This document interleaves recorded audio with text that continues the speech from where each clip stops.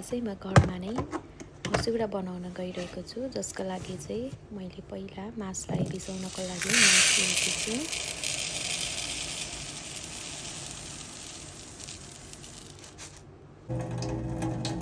मासलाई पानीले पखालेर सफा गरेर 6 देखि 7 घण्टासम्म भिजाउने।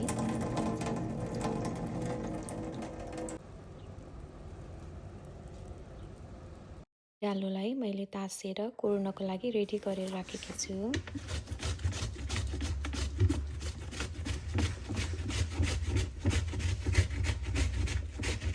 पिडालु कोरेको भिडियो चाहिँ रेकर्ड नै भएन छ।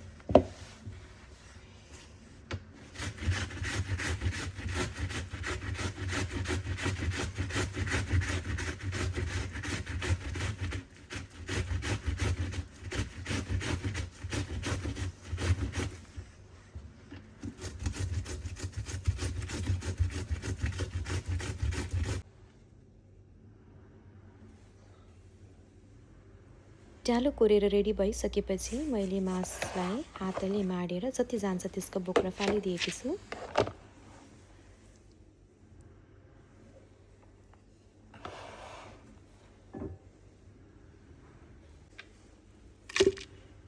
अब मासलाई पिस्नको लागि मिक्सरमा हाल्ने।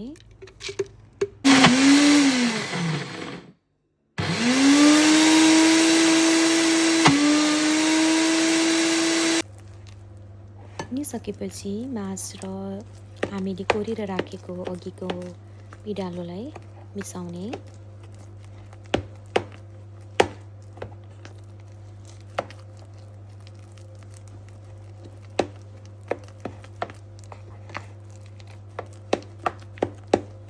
अब पिनेको मास र पिडालुलाई मिसाइसकेपछि अब हातमा पन्जा लगाएर सानो सानो डल्लो गरेर मसौरा बनाउने।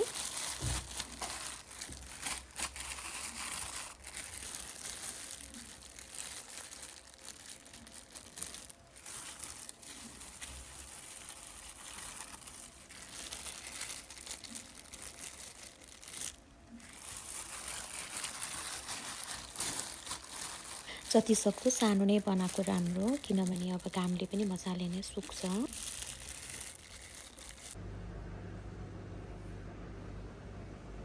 मैले सबै मसौरा बनाएर रेडी गरिसकेको छु, देख्न सक्नुहुन्छ हजुरहरूले। अब यसलाई घाममा सुकाउने।